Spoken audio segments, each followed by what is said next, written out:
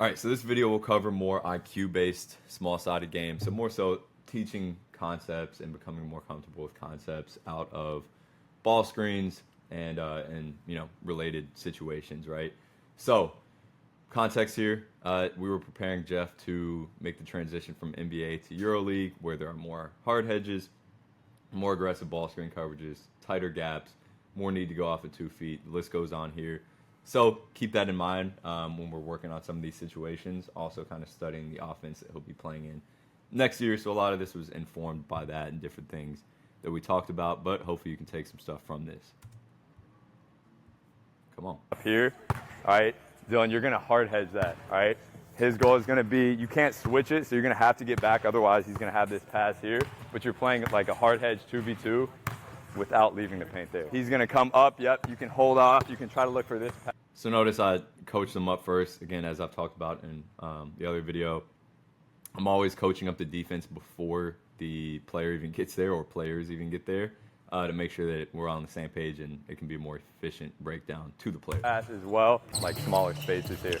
There we go. So you'll notice this one's a little bit weird. It's very small space. We're playing a pick and roll 2v2 inside the paint as a warm-up here. Okay, but what we're getting here is very compact defenses, gaps, windows of space. So if you're able to see some of these opportunities here, it's going to be a lot easier to see this when you have more expanded space here, right? And yeah, this is a struggle, right? It's tough to make some of these passes, especially with defenders who have the pole, but this is exactly why we're doing this. Oh. When he blitzes, as soon as you see him leave, look for one of these like wrap around. So again, now we're priming or opening up certain opportunities, or we call them affordances. So he wasn't really seeing the opportunity to do that. Quick mention, looks for it, messes it up. That's fine. Wait like a second longer. As soon as you see him, this is what you're waiting for here. Is like the here, boom, that's when you go. That's when you go. Super quick, probably could have been even more efficient there, but nice. Next one doesn't really provide that opportunity. So above the level. So at that point, I go, we haven't really been seeing the opportunity to do this. How can we exaggerate this more? Easy, put a constraint on the defender that he has to do the following. The screen like you've been doing, but also get like a touch of the hip with that left hand. So if you're here with the right hand with that pause the stick, you got to go here with the left to make sure you really like sell. So because of that, Dylan, the hedge man here, has to get further out. Yep. It's creating an opportunity for that roll. Looks for the wraparound, isn't there the first time. There we go. Makes a nice lefty.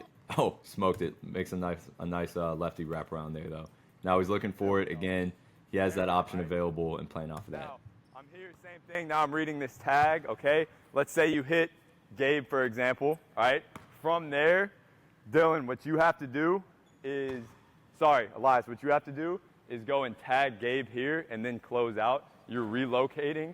You're kicking it here, and then now you're playing off of that, either shot or attack that closeout. So again, we're looking for ways to get like layered reps here, where yes, he's making a playmaking decision and making a pass off of that ball screen situation, but also where he can get shot making reps as well.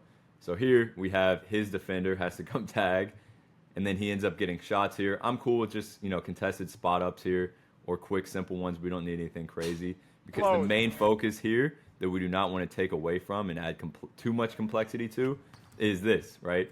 This ball screen situation, and then just getting repetition without repetition, making passes out of that. And then, of course, he still gets some pretty solid offensive reps one-on-one with some help. Way there, now we're adding in a handoff, okay? So you'll start a little bit lower. Elias, you're going to trail here as well, okay? Now, one big thing about EuroLeague and FIBA is that rarely are you just going to be setting up a ball screen here. You're coming off of actions, handoffs, and shit. So you'll start over like closer to the wing here. I'll come and give this handoff. You're playing off of that. Same idea. Now, Gabe, you're coming up, setting like a ball screen straight off of that. Try to time it up well. Same thing. So quickly adding some complexity, right?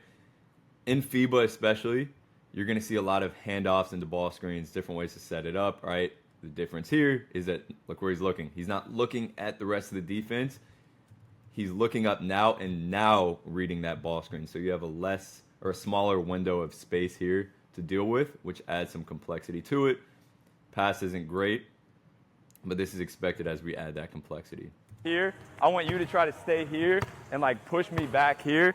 Your goal is to get out of there as much as you can, widen the space between Hedge and the big on the roll, and then you're looking for one of these to turn the corner or to go back and play that like wider 2v1 off. You, main thing, still as you're coming up, try to be really comfortable with like here and then playing off of that. So most times I would set up that drill, allow him to kind of show me what he needs to work on, but I already know from experience the primary focus here is just going to be continuing to keep this contact here, to continue to string out this defender, keep the hard hedge here and play off of that. So I prime that decision making once again, hopefully efficiently enough for him to be able to do this. Nice. Now, I still think he could be better at it, but you guys flip, you're going to zoom into the ball screen. Now, once again, adding some complexity, zoom I'm into it, out. Yep, play it. and then 3, create a shot making 2, 1. rep off of that as well. Ooh. Nice. That's what we want. Yes. All right, same thing we're just working on. All right, you're going to really try to push back here. Wait. As soon as he starts to go back, you're taking one dribble into that pocket. Okay, so there were a couple times where he missed shots like this over the course of the season, and also when we were working on this earlier in the summer. This is something that I know is a shot for him that needs to be, I don't want to say automatic, but very high percentage, especially going to his right. So we're setting up a game where he's getting to this, and we're getting repetition without repetition here. Again, we can get a very high volume of reps here, but notice how in an on-air rep, you would never see, I don't want to say never, but you would not nearly as frequently see eyes elsewhere, these type of angles, decision making, right? And that just adds complexity to that. You're hedging. All right, as soon as he And he was not doing very well of turning this corner, so had to jump in and give a quick coaching back, tip. boom, I'm straight into this pocket, so he has way less time to catch up to that. He actually got blocked a couple times more. Let's go. by this defender because he wasn't as quickly kind of like pushing into that pocket. So Let's go. Yep. Oh, yeah. So again, he probably shot There we go. Yes. 35, 40% in this drill, but that's what we want to see, right? We don't want to see these 80%, you know, you're making 16 for 20 every time because, again, you are not learning as an athlete doing that. We need to be more so in that optimal zone of improvement, and that's what shooting through games and developing shooting through games can do. This one is interesting. Hey, I like that. Okay, now. So I'm gonna call. I'll give you a quick background there here. There we go. Yes. Yes, sir. Goal is for him to touch the player who has their hand up, high five them, and then go score. We do this, excuse me, because we want to help him get better at going to where he wants to go, right? Not allowing the defense to tell him where to go, but to going to where he wants to go. So when we have a player with a high five up here like this, he has to get here before he scores. So no matter how this defender plays it, he's got to problem solve to make that work. I'm going to call the amount of dribbles. Whenever I say that, you got to go right away. So let's say I say 2. You got to go right away. That's like your go call. Find that, score, same shit. You got to go right away. No. And this is where it gets fun. Like these are games, right? And players of this level have gotten to this level because they like competing. They like winning. They don't like losing. They enjoy being in an environment that's competitive. So it becomes fun. Like every workout is a lot more fun. You got to go right away, no delay. Especially when you throw some weird stuff like this at him sometimes, which, you know, a lot of the time is valuable depending on the time of the year. You can see the problem-solving process, how engaging it can be. And again, it gets really becomes a blast for sure. 4. So he's got 4 dribbles upon pickup to touch the hand and then score off 2 feet. Again, is this a game situation?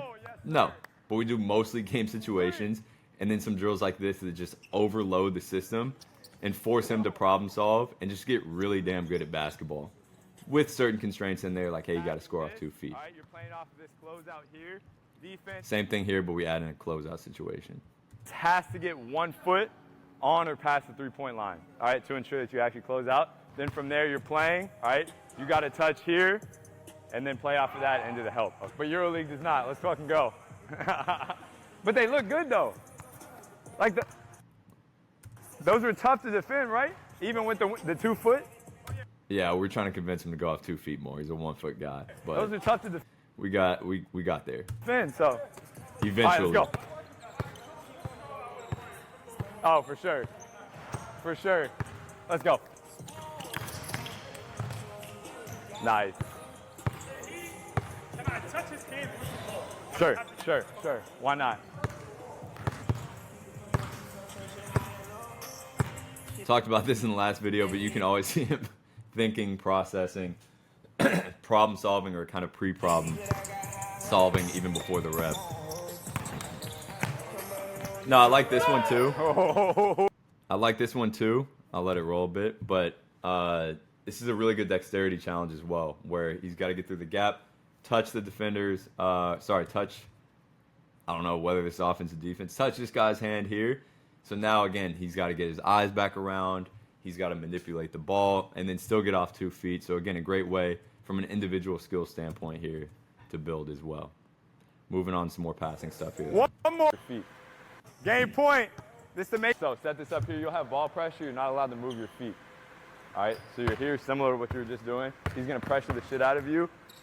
Gabe, you're setting off ball screens to get Silva open. Bolden, your goal is just not to let him get a layup, but still play it on the perimeter. Your goal here is to try to lead him into a wide open layup off a cutter screen right here. And you got to find different passing angles to do that. There we go. Great warm-up drill here. Getting a ton of reps, making realistic passes here, looking for opportunities, windows of space in the offense, leading them to the basket. And you can see the difficulty here too, especially when we put a long, 6'6" kid on him. Similar to to be able to take away some of those passing windows and build that skill. Today, okay. Maddie, you're going to go corner. All right. Bolden, you're going tag defender here. Silva, you're going to be initial defender, okay? Gabe, you're setting this ball screen here. All right, you have 2 options here. Number 1, all right, Gabe is going to roll here, and you're making this wraparound pass that we were working on a little bit yesterday, or you're going to make a weak side skip, but try to really exaggerate getting out here and being able to swing that across the court here. Yep, there we go. There we go. So now, again, there are plenty of options that you could utilize in, a situation like this off of a hard hedge, but we give them those 2 options to operate off of, because most of the time those are kind of mutually exclusive. You're either going to be able to hit that wraparound if it's just a 3v3, or make that weak side shake pass there. So I want him to look for those 2 things and kind of see those as the 2 options. Oh. Nice. Yeah. This one, by the way, we only had passes, right? This is like a big passing day, so we actually didn't give him shot-making reps off of this one because we wanted to keep the main focus strictly reading the game for the most part. Gabe, you're going to be right at this point of the... At least for the initial part of it. We get into some stuff later. Turn here, all right? So instead of being able to read where all these guys are at, you're going to go here, boom, you screen, and then you're straight into it from there. Again, adding some visual complexity here where he can't read the tag at first, okay? We want to get him used to not seeing that and making that decision early, before he uses the screen, or having context to do that, where he's got to look up now and then make that decision. It definitely slows it down at first, but now you can see him getting his head around easier. He's trying that wraparound pass that we've worked on. It's not there yet. Yes. Let him kind of get the feel for it. Yeah, be there, be there. Still not really there, but he's going to keep experimenting. On the hip here. Does a pretty good job We're there. going to go Silv. You're like a tag defender at the block, okay? We're going to have Bolden. You're going to cut from the top of from the 45, the opposite wing, okay? Maddie, you'll be in the corner, okay? So as I'm driving downhill here, I want you to either make a one-hand pass here or get up in the air and make almost one of those Luka skip passes, overhead joints there, all right? From there, Silva, you're making him think. Bolden, you're gonna cut, okay? If Silva takes this cutter, obviously kicking corner. If he stays home, you can hit the 45 cut from there. So this is just taking a snapshot of the game once again that we see all the time. You create an advantage here. Somebody's got to step over, and then you have an X out guy on the other side. with a 45 and somebody holding the corner here. So we just set it up and we play off of that. And no, there's not a shot making rep here, but this is something that point guards need repetition with, right? We talk about how many reps do you get up, and it's always referring to shots, but it's never referring to how many decisions can you make. Yes, there we go. How many passes can you get repetitions with? Yep. Or split. Ah, yeah. Defense point. This was a ball screen game as well. Split, that's an easy move from there. I don't know if I included the explanation in here, but the constraint was that it had to be a lob pass if he was going to pass to the big, Yep. that's a tough pass to make from out there, but it's a good challenge. Switching up here, okay, we have him. Defense is starting with their feet, like we call them tied together here, shoes tied together. Super narrow. That's going to allow most times for Jeff to get like a little step right here.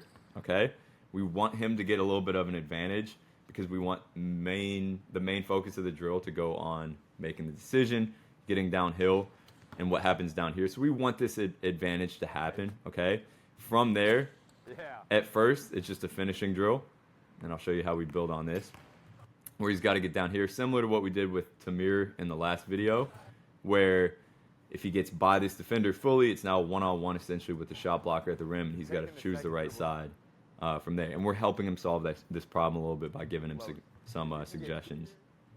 Oh, not that. I don't know what happened. And then use the second dribble, taking the second dribble too close. If you can get here and then use the second dribble to get into the paint versus to like finish that, drive, it's beautiful. Yep, takes the second dribble a little bit further. Nice. Which gives him more options. Struggling. Still going to 5. Isaac, you're going to go. Ended up figuring it out, and then we add to it. Like dunker spot. Now he's driving middle. Same idea. You can either go up, finish off a 2, or throw that lob. So this is how we build it up. I don't know if we showed a rep here. I think cameraman may have started taking pictures. But idea is drives to the middle now from the 45. Okay, now you have somebody playing in that dunker spot, our guy Isaac, and he's either looking for a lob or that finish. Okay, you guys can defend however you want to. Bolden, you're going to be, or for now, Bolden, you'll be initial defender, okay? From here, you have 2 dribbles to get into the paint. You can score it. If you don't get into the paint, it's an automatic turnover, point for the defense, okay? From here, I want you guys to overhelp, so do not let him score. If he scores, it's 2 points, okay? After you get into the paint, you're kicking to one of us. Real quick, you'll see this point system is huge. If you can emphasize to even the defense or the offense, hey, don't let him do this because he gets X amount of points, 2 points, 3 points. Usually, they're going to favor giving him that read or creating that situation on defense. From there, the other one is going to set an exit screen. So let's say I kick to you. I would now come set a screen here for you to exit, and we are playing off of that, okay? So working on relocations here, has to get a paint touch. If he doesn't get a paint touch on a 18-year-old here, definitely a turnover.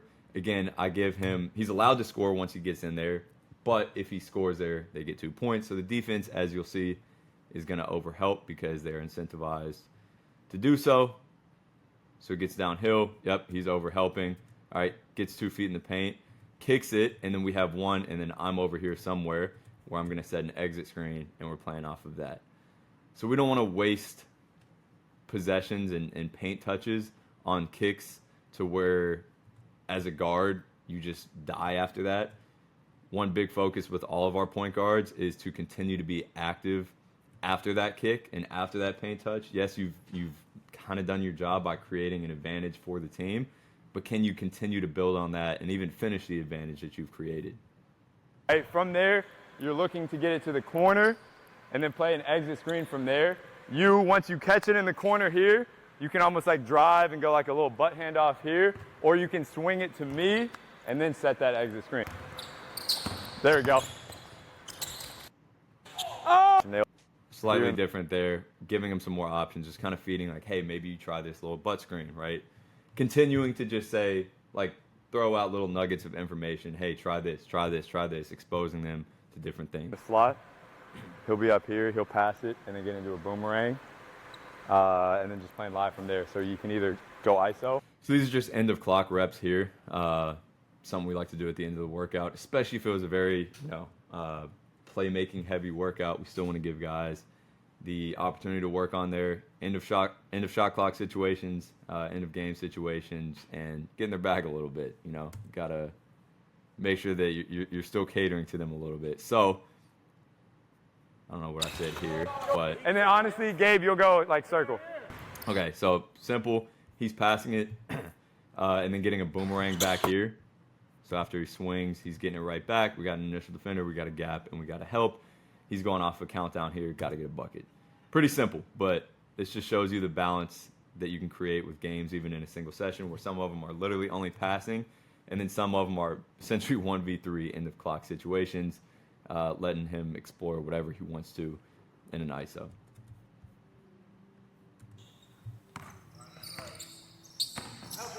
That's 5 if it goes. Did not. 4-3 defense.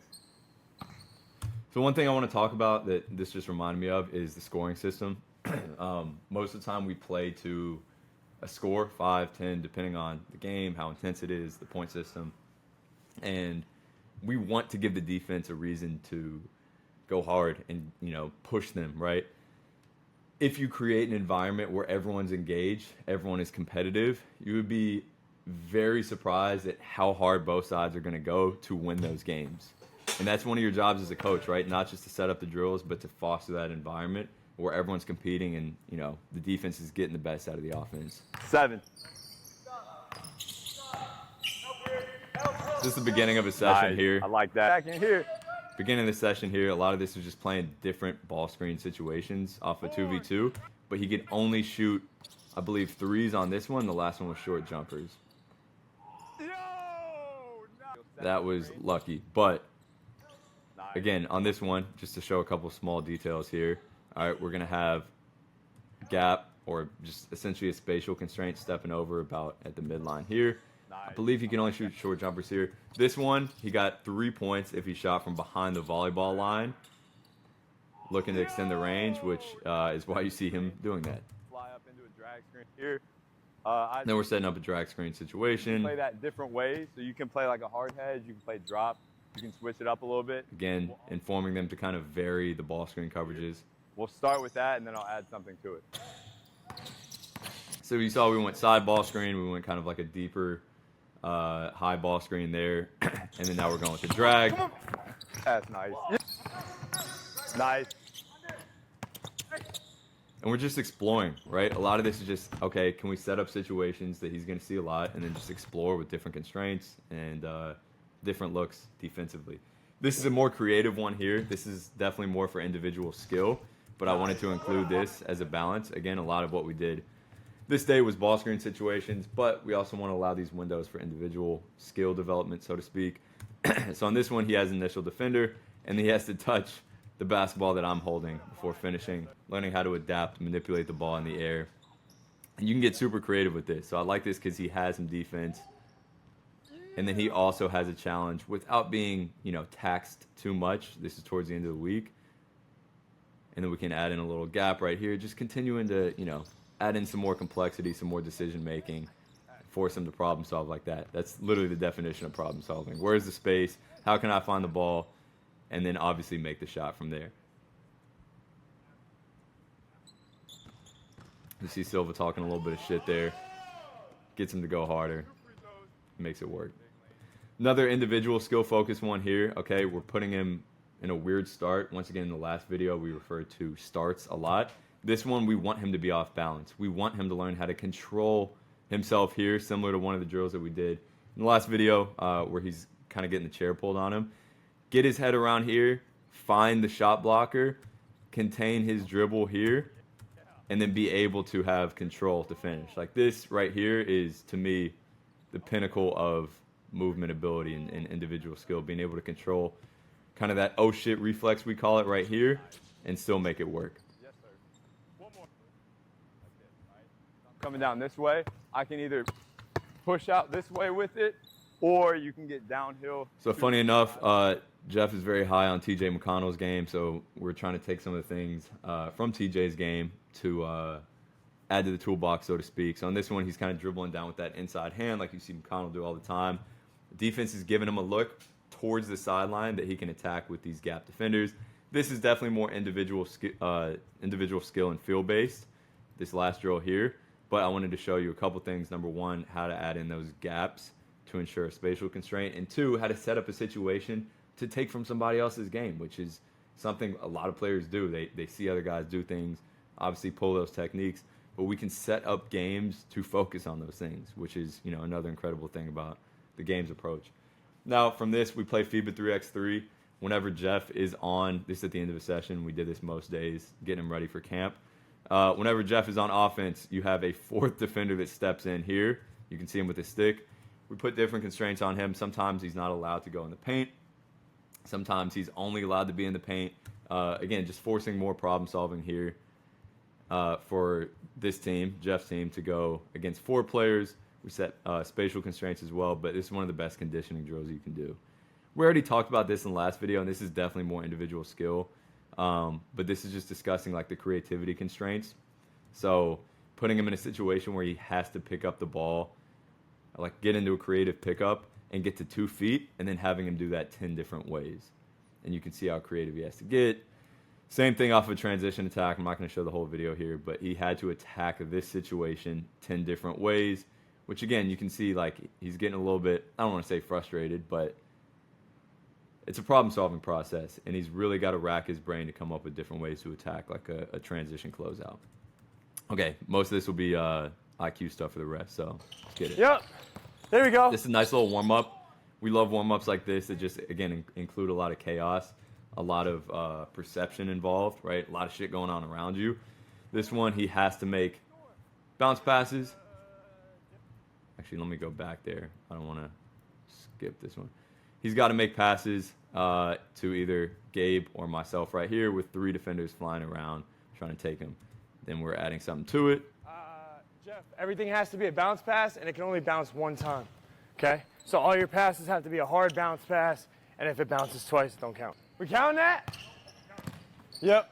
There you go. You can lead them. So again, just a lot of, you know, arms flying around everywhere. And this is building that general skill of being able to identify momentum, windows of space, see everything around you, build that peripheral vision. Yes. Yes. And just get moving. Okay. Get creative. You're going to make sure that Jeff gets below the elbow every single time he makes a pass. That's your only job. You're freestyle dribbling here. Elias is going to go around one of the elbows. Okay? So Elias, you're going to go like inside the elbow. Maybe we could put like some chairs here so he has to like actually run through. Whatever way he goes, you're going opposite, and you have to throw a one-hand lob to Isaac. Okay? Right at the rim. Does that make sense? Yeah, I gotta go around the chair though. The opposite. So if Elias goes this way, your job is to get past this elbow right here and make that one-hand pass below the free throw line, okay? Now, what's that?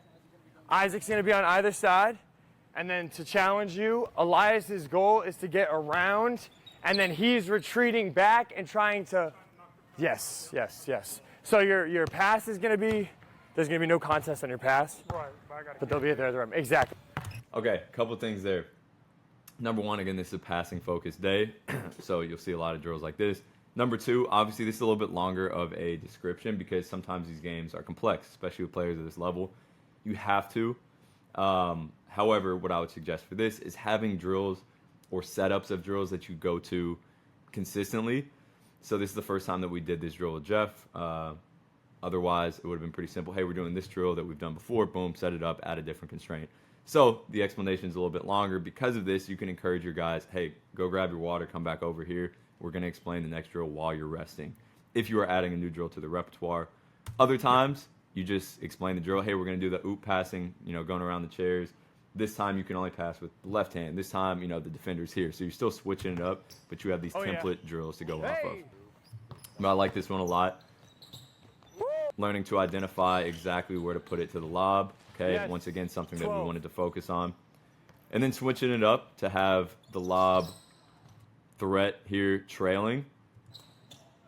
Now, the focus here, when we discussed this, was to get him making those like Luka late passes, right? Where he goes up, defender doesn't know whether he's looking to shoot or pass. Most times he is looking to shoot first, and then he's able to perceive that he has somebody around him and then make that pass last second. So you'll see at first he's only looking to pass, and he's not making the late pass. He's throwing it early. So you'll see, you're actually here, my guy Silva right here telling me he's going to let him lose and then run it back with a different look. Maybe let him lose and then run it back and kind of talk to him about that, like being more patient. I'm going to say he can only finish or pass on the way down. But now I'm going to give you a constraint. You're probably not going to like it first, but we'll get there. You're only allowed to finish or pass on the way down from your jump, okay? So jump up in the air. You have to wait until you feel like you're on your way down to go for the layup or pass the ball. Okay? Yeah. Reason being, I would like you to get there and kind of look to, almost like it doesn't have to be a Pinoy every single time, but look to slow down and kind of make him make a decision. If he fully commits to you, it should be an easy dump off. Like literally like almost like a jumper right in front of the rim where you just... Yeah. And that's how you get what you want out of a game, right? Continue to adjust it. Even if you're not getting what you want at first, let them lose, let them try to figure it out. Adjust the constraints first. You can give them some hints, and you have way more representative solutions here of what you're looking for. So it's like you're making it more difficult on yourself. Then talk to them individually without the defense hearing it, and continue to push them to try different things or to solve these problems in different ways. Just go get a couple of layups, give Isaac a little bit of a break. You know what I mean? Dominate. It's tough, and I got to slow down, though, too. So. You don't have to. Oh, you said I did? No, I just said you had to pass on the way down. Oh. Right? So you don't have to slow I down. thought you, okay. No, if you can get, Okay. if you can get right behind him, just get right behind. Okay. Okay, so that's on me. I But didn't know that. So but now we're here. Okay, so let's go.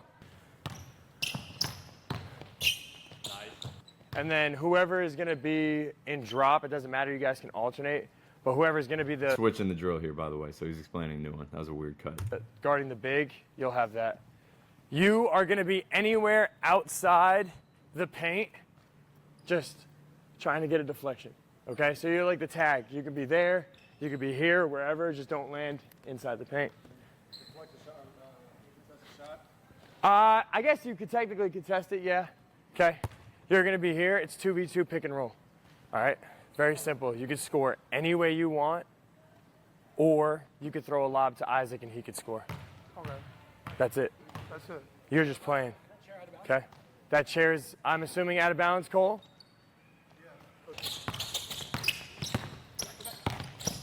We worked on it, coach. Nice. Roll, Isaac. Roll, Isaac. Roll, roll, roll. So now switching it up to a more representative situation here, ball screen 2v2 with a quote-unquote tag right there. But we're keeping the same focus, being able to throw accurate, well-timed lobs. Hey, I'm gonna add a very niche scoring thing here. But if you can score without the tag, without the defender of Isaac touching you, it's 3 points. Now, we're doing that because on the last few reps, the hedge has not been getting aggressively enough out there. So we don't want them, if I'm defensive, I do not want them to get 3 points, so I'm going to be pretty aggressive. Okay? Yep. I feel like it's fun to throw the lobs and stuff like that, but you got to you have to play the game of keeping Dylan engaged. And again, even during water breaks, we're engaging them, we're talking. We don't want them to just go and sit on their phone. It's more about continuing that engagement and problem solving and keeping the mind on the task the entire time. Meanwhile, while he's having that conversation, I'm teaching Isaac, our boy right here, who's still young, learning big, how to set a gortat, because I know Gabe does a great job of them here. Because I know that could be a solution that we're looking for here. And then we go up to Jeff and say, hey, look for this sometimes.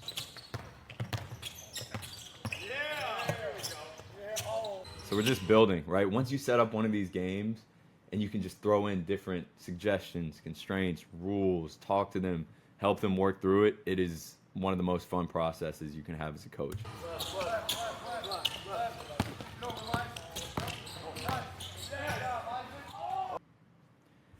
And that does a pretty good job of wrapping it up. Again, this is more so IQ based. These are things that you can think about a little bit more, hence why we were suggesting some more things and making it more of an explicit process. Hey, look for this if this happens. Because, you know, people can, or players of this level can, they have such high processing speeds that they can process these things consciously versus in the individual field one. A lot of it is, hey, here's a drill, go, figure it out. We're not going to tell them, again, hey, if you get bumped on the right shoulder, make this move, because it just happens too quickly. But hopefully you guys saw in this video how you can adjust these drills, these games, add to them, talk through them, and make the most out of them, because there's so much power in them.